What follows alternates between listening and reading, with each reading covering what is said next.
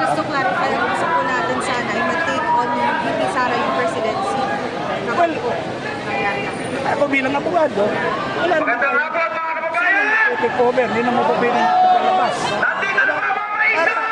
It's not a transition. Kailangan kung anong sinasabi ng salita. Nataon naman si Pipe. Hindi naman si Pipe. Ganun din naman sasabihin namin. Parang hindi masayalwala ang ating saligang batas. Kanina ang panawagan nila mag-resign both si Pangulong Marcos at si VP Sara Duterte. Bakit si VP Sara Duterte hindi kasama sa panawagan nila? Magkakaroon tayo ng problema. Diba? Sino ang manangalaga sa gobyerno natin sapagkat maliwanag naman sa ligang batas. Pag nag-resign ng presidente, constitutional successor, si VP Sara. Pangalawa, bakit mag-resign si Sara? Involved pa siya sa corruption na sinabi ng Pangulong. Correct. Involved pa siya. Diba? Kung may pakita na involved siya, mananawagan, mag-resign siya. Diba? Klaro lang po yun. Klaro lang po yun. So sa mga ibang mga grupo lang na siniside nila yung alleged mishandling daw ng confidential funds. Well, alam niyo, lumang issue na po yun eh. Diba? Confidential fund, diba? Dinala na sa impeachment ko. Sa impeachment.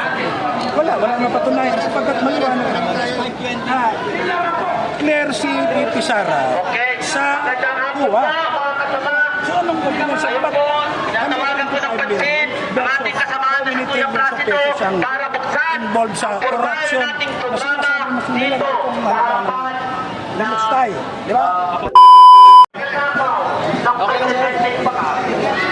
Dahil tayo ngayon ay ganito upang iparating ang ating hinaing.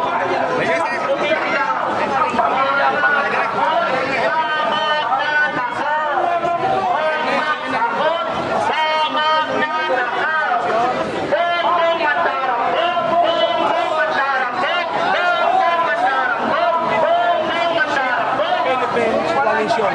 Ang panawagan ko kayo attorney, wala tayong speaker. Maliwanag naman na kailangan nito sa issue. Dami-dami ng mga lumalabas, corruption. Alam naman natin kung sino mastermind. So maliwanag ang panawagan namin. Bukod sa naraingan ng mga manggagawa, dahil Bonifacio din ngayon, karamihan sa ilingan namin. Mag-resign sa PPA, tapos ipatulong yung mga lahat ng kasangkot sa korupsyon at ibalik yung pera ng mamamayan. Kanina ang panawagan nila mag-resign both si Pangulong Marcos at si VP Sara Duterte. Bakit si VP Sara Duterte hindi kasama sa panawagan nila? Magkakaroon tayo ng problema. Diba? Sino ang manangalaga sa gobyerno natin sapagkat maliwanag naman sa ligang batas. Pag nag-resign ng presidente, constitutional successor, si VP Sara. Pangalawa, bakit mag-resign si Sara? Involved pa siya sa corruption na sinabi ng Pangulong. Correct. Involved pa siya. Diba? Kung may pakita na involved siya, mananawagan, mag-resign siya. Diba? Klaro lang po yun. Klaro lang po yun. So sa mga ibang mga grupo lang na siniside nila yung alleged mishandling daw ng confidential funds. Well, alam niyo, lumang issue na po yun eh. Diba? Confidential fund, diba? Dinala na sa impeachment ko. Sa impeachment. Wala na patunayan sapagkat maliwanag na clear si VP Sara sa kuha. So anong gagawin sa iba? Tinatawagan ko ng pansin ang ating kasamahan ng Kuya Placido para buksan involved sa corruption. nating Na programa sinasabi nila dito. kung lamustay. Di ba? Gaano po karami sa ngayong araw? Dahil hindi tayo Gaano po kayo karami? pasok na Well, dahil takot silang maraming tuturin grupo. ang Galing tunay na kasi magnanakaw galing sa sa mga kaban ng bayan. Ah, Kaya diba, Kuya Placido, ano lang. nasaan ka na? Mga ilan po kayo kaya ngayon sa Formal na Binser? magbukas Well, ng ating programa ngayon. Kanina mga 5,000. Ngayon, medyo maliit na lang. Okay. Kasi tanong natin. So anong pangalan niyo po, sir? Jaime Morales. Jaime Morales. I-R-L-L-S. Sir, just to clarify, ang gusto po natin sana ay mag-take on yung VP Sara yung presidency. Well, ako bilang abogado, wala naman tayo.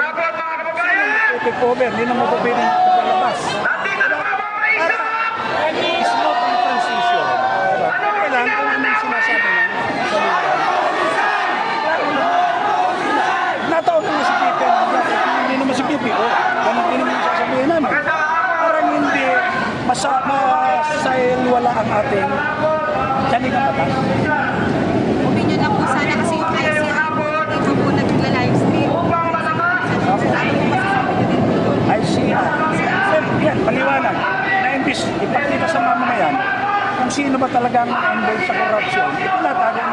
bahay.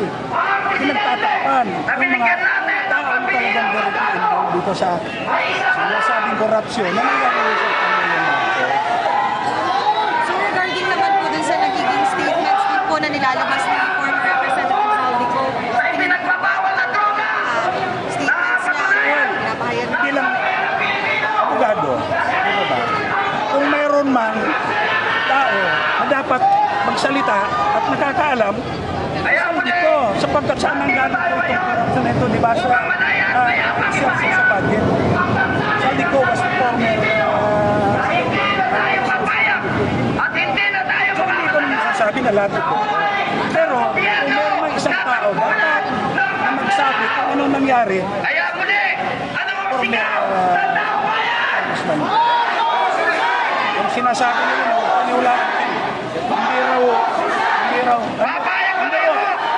eh yung mga nagsasalita ba, yung salita ba, ang sinasabi ba naman doon, ang meron hindi rin. So wala tayong, dapat pagwalaan. Yung kasama din sa corruption, wala sa budget issue. So, ano bang specific group na nare-represent ko? Kasi ito, ako ang tagapangulo ng Association of Genuine Organization. Association of? Genuine Labor Organization at saka yung Labor Power Movement na nasa loob po yan ng bagong binuong the Philippine Coalition last Friday lang. So, Save the Philippines Coalition? Yeah, kasama ko dito. Yung mga kasama kami galing sa Mindanao. Yung mga kasama kami. But this mobilization is spearheaded by labor because of Andres Bonifacio anniversary. Sir, are you expecting more protests for you in the future? Sapagkat wala pa napapanagot eh. Wala pa pong dates. Wala pa, pinag-uusapan yan. Pinag-uusapan. Sapagkat kailangan mas malaki. Isa lang kami doon sa grupo o nagbuo ng Save the Philippines Coalition. Okay. Sige po. Sir, anong may...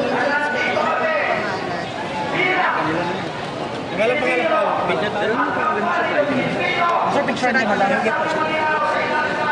Sir, after dyan sir sa dalawa